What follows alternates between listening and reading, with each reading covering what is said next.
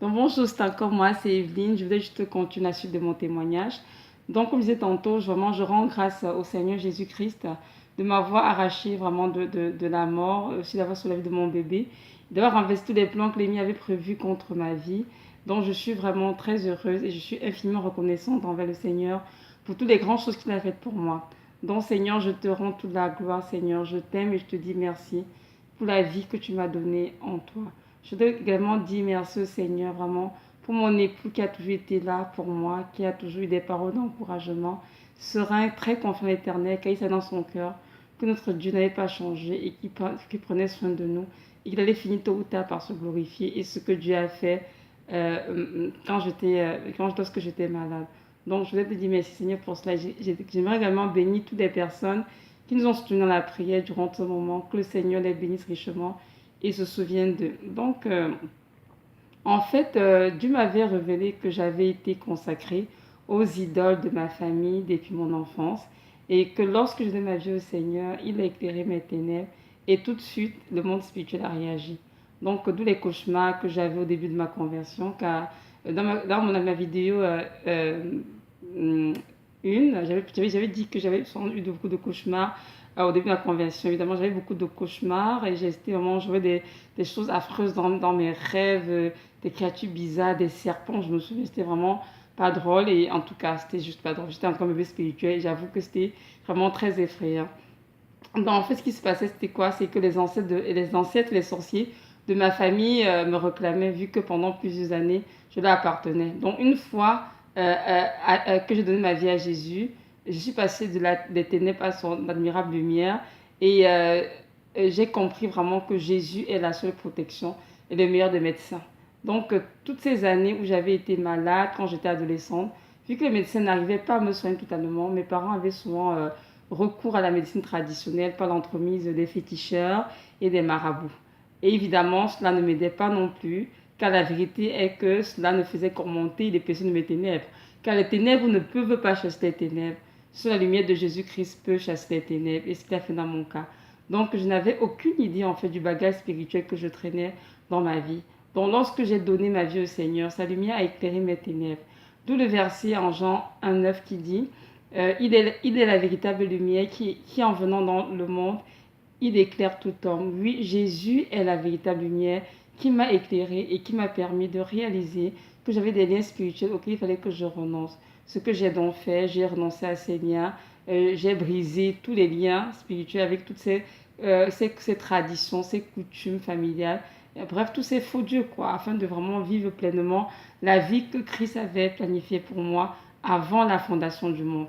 D'où le verset en Jean 8,32 qui dit ceci: vous connaîtrez la vérité et la vérité vous rendra libre. Merci Seigneur, car par ta lumière, tu as mis en relief la captivité dans laquelle j'étais enfermée depuis tant d'années et cette vérité m'a rendu libre. Donc j'ai aussi compris vraiment que discerner la voix de Dieu est certes très important, mais y prendre garde et obéir est aussi important. Parce que je me souviens que lorsque j'avais eu mon premier rêve avant de ça, que j'étais enceinte, je l'avais partagé à ma mère dans la foi et elle m'avait dit de ne, peut-être ce serait sage que je reste très discrète quant à ma grossesse, de ne pas vraiment trop en parler, dire à tout le monde et tout, vu que le Seigneur révélait clairement qu'il y avait comme un plan de l'ennemi contre ma vie, donc juste pour faire attention, vraiment d'être discrète. Mais pour être honnête, j'ai pu écouter son conseil, étant toute jeune encore, toute excitée d'être enceinte et la première fois de dire à tout le monde, en tout cas je l'ai dit à tout le monde. Et voilà que j'ai comme quelque part donné aussi accès hein, à l'ennemi. Et voilà que j'ai failli perdre ma vie. Et je pense que j'aurais dû tout simplement me taire et tout simplement obéir à ce que Dieu m'avait demandé. Mais ce que je n'ai pas fait. En tout cas, Seigneur, pardonne-moi et merci parce que dans ta grâce, tu as été fidèle tout de même, malgré mon infidélité à cet endroit. Donc, à la lumière de mon témoignage, on voit bien que Jésus-Christ est un Dieu fidèle qui prend soin de ses enfants.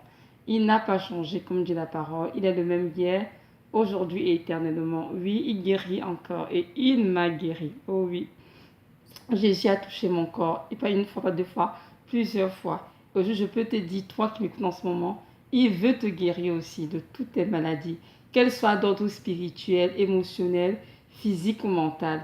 Peu importe la situation dans laquelle tu te trouves, ne perds pas espoir. Sache que le Seigneur Jésus-Christ est tout-puissant et qu'il n'attend que ton appel et ton accord pour venir à ton secours et t'affranchir de toute captivité, quelle qu'elle soit.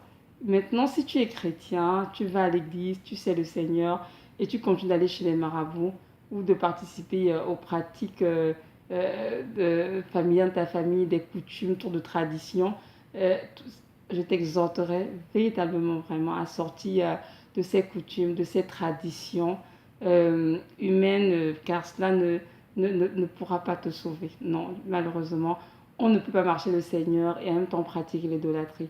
Sors de ces coutumes familiales rapidement et attache-toi de toutes tes forces à Jésus-Christ, qui est le seul qui peut te sauver et te donner la vie éternelle. Et maintenant, si tu m'écoutes et que tu n'as pas encore donné ta vie au Seigneur Jésus, je t'encouragerai à le faire promptement, car il est le seul qui pourra éclairer vraiment tes ténèbres, t'apporter la délivrance et t'assurer une place pour l'éternité. Il est écrit dans la Bible que Jésus est le chemin, la vérité, la vie. Donc si tu veux le connaître, invite dans ton cœur et donne-lui ta vie.